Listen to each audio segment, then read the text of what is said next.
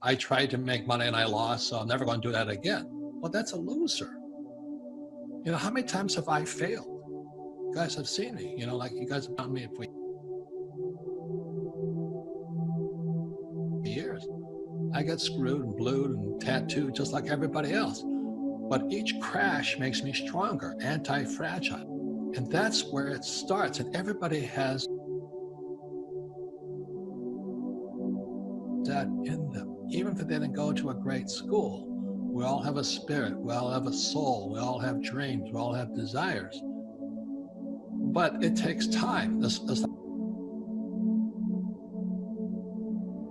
Like Tiger Woods didn't become the greatest golfer on earth taking one golf lesson. You know what I mean? He's gone down, he's gone up. He's the greatest athlete I know.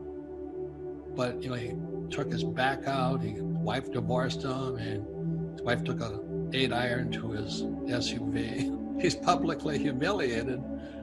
He can't play golf, but he still comes back and wins the match. That's what I'm talking about. We all have that in us, except if we have a bad attitude in our mind. So some of those comments I've seen on my Twitter sites, well, you know, I'm not interested in money. Your host, those few words, I'm not interested in money, well, I don't want to be rich, screws you for the rest of your life. You know, a lot of people, if they lose their job, they change jobs.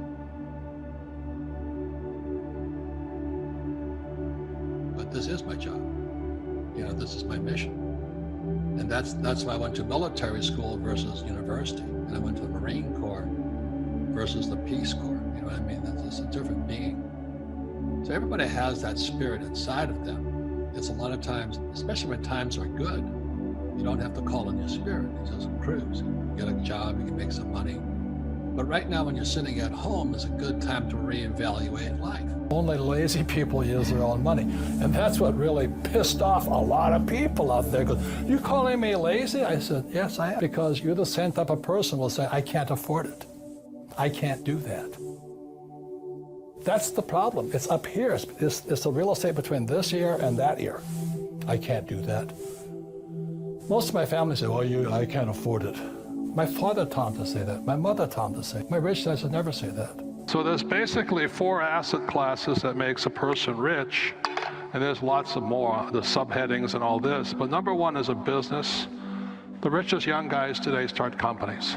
It's called Facebook, Google, Apple, stuff like that, you know. Number 2 is real estate. So what my rich dad taught me is a combination of being an entrepreneur in business and entrepreneur in real estate. It's that combination is I pay no tax, and I make a lot more money. Okay, so a lot of guys say, well, I have a business. I say, well, how much real estate you got? Without real estate, you pay tax. That's the problem. And then there's paper, which is stocks, bonds, mutual funds, and savings. That's what most people should be in. The reason savings are good, paper is good, like stocks, bonds, mutual funds, are liquid. You make a mistake and get in and out real quick. Called liquid. The trouble with these two, you make a mistake, you're there forever. Can't get in and out. So that's why you gotta be very smart before you go in. And the last is commodities. And you know, that's why I own oil. And as the price of oil goes down, people say, are you losing money? I said, no, because in the US, if you deal in oil, you get tax breaks. So I invest $1 million in oil, I get 800,000 back.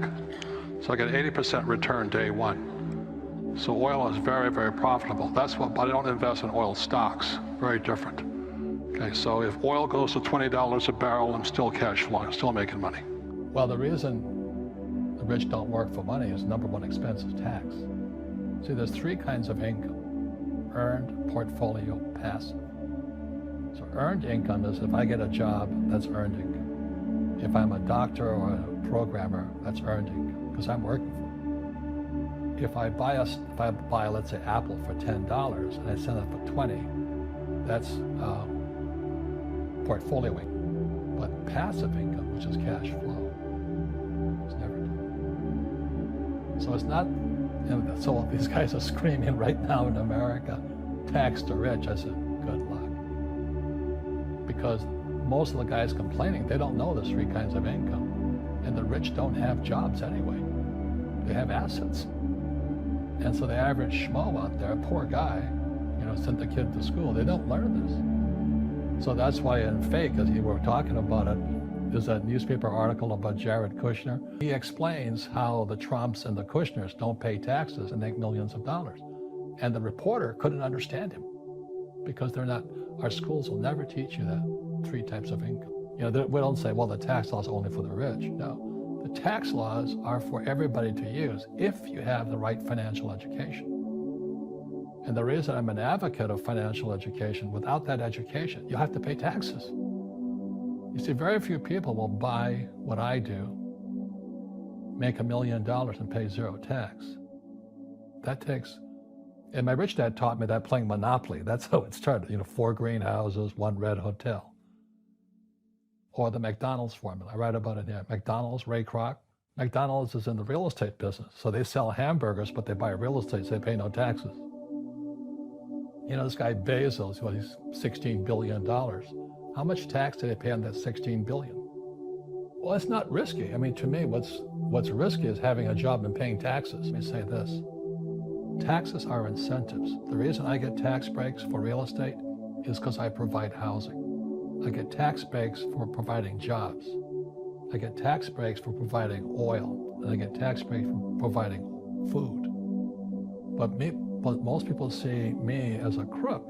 I'm not. The U.S. government wants me to provide housing, wants me to provide jobs, wants me to borrow money, because that's how money is created through debt, and provide oil and food. I get huge tax breaks.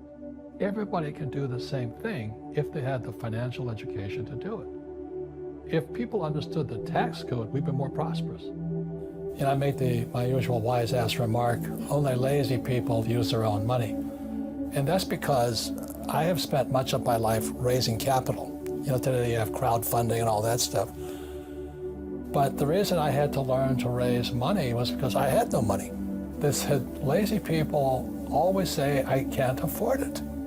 I don't have the money. That's why they're poor. They have a poor mindset. So instead of figuring out how to raise money, it's just really easy to be a loser. And I call them losers. It pisses them off. Because we all have the power, if we wanted to not be poor if we learned how to raise money. I'd be a rich man if I didn't have you kids. And I said, well, Dad, it's not my fault you had kids. I just can't afford it because I have kids. And the more he said that, the angrier I got. He says, everybody can say, I don't have money, I can't afford it. He says, that's why he's poor. He's lazy. But my father kept going back to school, Stanford, University of Chicago, Northwestern. He never learned any of this stuff. They still don't know it because most teachers want a paycheck, pension, and tenure. They want job security. So the mindset is different. And that's what they teach the kids. So the reason I say only lazy people use their own money is because it takes much more intelligence to raise capital. He says, figure out how you can afford it. How can you do something? Figure out how you can do something. So over my lifetime, most of the projects I've started, I've never had any money. I like not having money because it forces me to think. I get creative. I have to educate myself. I have to talk to rich guys. Hey, how'd you do this? How'd you do that? How'd you do that? And what has happened to me, I just turned 72, I've never needed money. Because if I need money, I figure out how to raise it. So today you guys have crowdfunding and all that. I don't know what that stuff is. But it's easy to say I can't afford it. All the poor people say I can't afford it. All the poor people say, well, let's tax the rich. All the poor people are saying, well, give me a free education, free food, free schooling, free manicures, free pedicures. There's laziness, my opinion. So, over my lifetime, I've raised hundreds of millions of dollars. And it's because I didn't have money as a young person that I learned how to raise capital.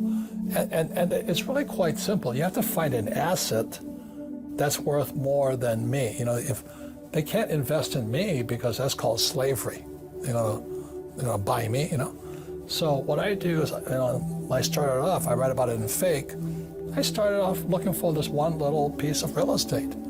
I found an excuse, this 1-bedroom, 1-bath condominium on the beach in Maui. And I found an excuse for people to give me the money. All I had to do is assure them I'd pay them back. So my first deal was an infinite return deal. I had no money in the deal because it was 100% debt. It was an $18,000 condo. You can't touch them for that much anymore, but the economy was bad. So I buy this $18,000 condo. The guy wanted 10% down. You don't need higher math. 10% of 18,000 is how much, sports fans? $1,800. I could have used my money. I had the money, but that would be too easy. Only lazy people use their own money. And that's what really pissed off a lot of people. You calling me lazy? I said, yes, I am. Because you're the same type of person who will say, I can't afford it. I can't do that. That's the problem. It's up here. It's the real estate between this year and that year. I can't do that. Most of my family say, oh, I can't afford it. My father taught me to say that. My mother taught me to say it. So the biggest mistake, so I was doing very well here. It was 1973, I started buying my first deal, and that was an $18,000 deal. $1,800 down, $25 a month. So my first business was a nylon and Velcro surfer wallet business. And it didn't sell.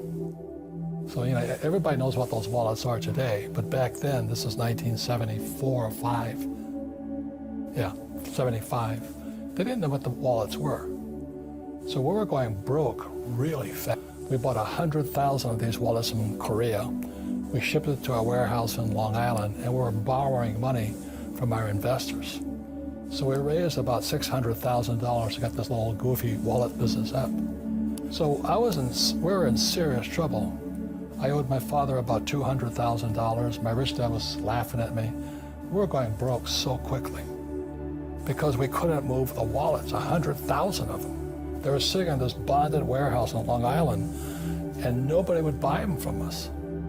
So then, the good thing about stupidity, there it is, makes you smarter. So I started thinking. I said, what's wrong?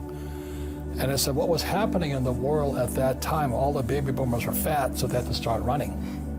So jogging was coming online, and nobody jogged before. So with that, I designed the shoe pocket, and you can see this picture right here. It's Playboy magazine. She's a nice looking young model with nothing on but a shoe pocket. But anyway, so we were going broke so fast by then, but when that picture hit Playboy, suddenly we were geniuses. And everybody started throwing their money at us. And all this product, our wallets were selling, our shoe pockets were selling, investors were happy, and the sales went through the roof. So we were extremely successful. So we went from risk, stupid, smarter,